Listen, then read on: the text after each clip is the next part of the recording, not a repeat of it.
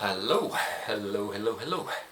Um, I thought today I'd talk to you about conceptual storytelling, or how you can use a high concept idea to create a hopefully convincing kind of world or an ethical problem that drives your story. And for me, if I start with an idea, I usually have to start with first of all, there has to be some sort of emotional core, something that I care about, a seed out of which that grows, and that seed I try to turn into a solid philosophical concept, and from that philosophical concept you can branch out into ethical and social questions. The idea is you create like a very heavy, solid kind of object, and then you let it collide with reality, and out of this massive Big Bang sort of situation, usually ideas germinate.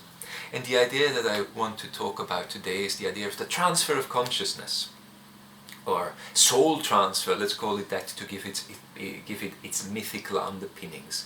The simple idea that whatever makes you up, your personality, your consciousness, your soul, is being transferred into another person.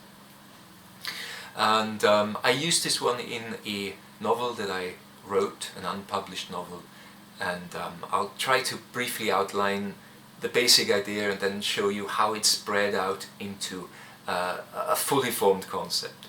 So the idea is you have an isolated society in a city, in a far-fetched, far future world where economical, social and environmental collapse has happened. The world has turned into a desert and there are only very sparse human settlements, and this is the biggest settlement, with humans that have developed in a rather strange way. They have massive longevity, they are several hundred years old, but they cannot procreate, they are infertile. And what they have done in order to kind of balance that out is they've begun to clone themselves, and they've begun to raise these clones in order to one day transfer their consciousness into one chosen clone, the best of the bunch. And so with this they create a lot of inferior clones they think inferior, and send them off to do menial labor, to work in food production and in other labor-intensive jobs. So basically they're creating sort of a slave race. These clones are evidently a complete slave race, because either they're being sent to do really shitty jobs, or they're being groomed to just take on the consciousness. And here there's an interesting idea, because if you raise somebody, because obviously these chosen clones need to have the best abilities, they need to have the best genetic predispositions, they need to be good looking, they need to have athletic ability, intellectual abilities. And so how can you raise somebody who is just a body with superior abilities but no personality? Because in this setting a personality is an obstacle. If you just want to replace whatever nascent personality there is in a person with your personality fully developed, then personality is a hindrance. You want to remove it completely. So you want to raise these clones with great abilities but zero personality, ideally.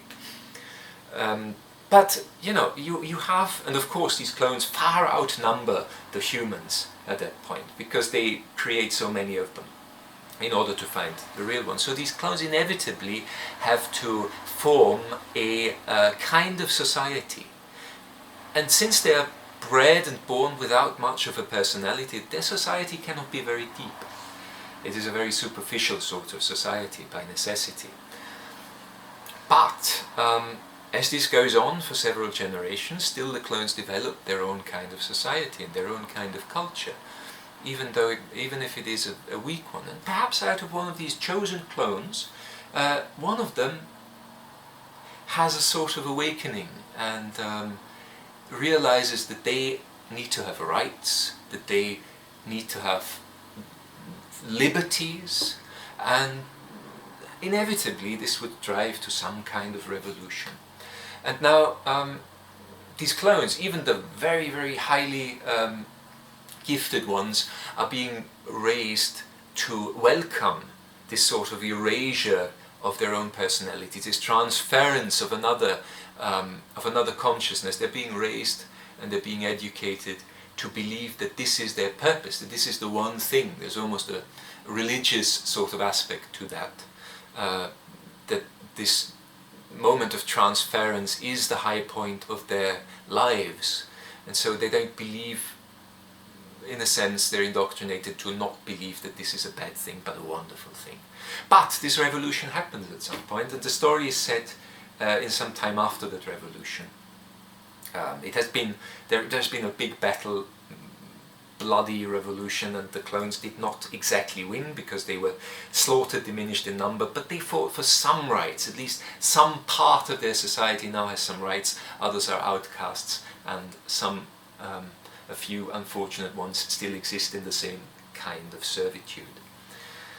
But there has been another complicating factor there, because through some sort of genetic quirk suddenly these clones became fertile again. And a human can have children with clones, so this creates a caste of half-breeds. Or it's indeterminate whether clones can breed with clones. So there is another massive sort of danger. What will happen? It's a completely societal revolution. If you think you have these two caste societies, the humans and the clones, and even within there is a revolution. And suddenly you have the possibility of a third kind of human, of a third kind of entity that completely unbalances that entire structure. And yeah, that's an attempt to lead you through the germination of an idea. I hope it gives you an idea, because as I said, you want to have a solid idea. And for me, I start with this emotional seed. The emotional seed, this is for those of you who have to be told that, of course, this is purely conceptual, this is not true. Transfer of consciousness is impossible, it cannot happen. For you, I have to say, the emotional seed in it is my wish to be able to see the world through the eyes of somebody else. To be able to look through somebody else's eyes, to know if they perceive the world completely differently, fundamentally differently, or if it is exactly the same way I perceive them, just some little memories or some little details are different. That's the idea for me of the transfer of consciousness. And out of that comes that philosophical idea: what does it mean, what is consciousness, how can it be transferred, and so on and so forth. However, well, transfer of consciousness, not a new idea, has been used in storytelling for a long time.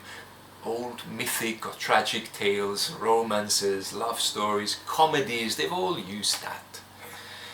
And interestingly enough, I recently read about theories of post-humanism, or that it actually has been possible to create a sort of interface, a very rudimentary interface between the human mind and the computer. So you don't even have to verbalize a command, you can just think it and the computer will continue your thought, as it were. And that gives a way to a lot of very, very frightening and interesting and fascinating possibilities. Now here I have to say that usually the real world possibilities are quite mundane, even if they are frightening, but the creative possibilities, the intellectual possibilities are of course quite exciting. Just to think and to find ideas for more stories, in my case at least. So thanks for listening. I hope it wasn't, if it was confusing, I hope it was confusing in a very fertile way. Tell good stories, listen to great stories, watch wonderful stories. I'll talk to you some other time.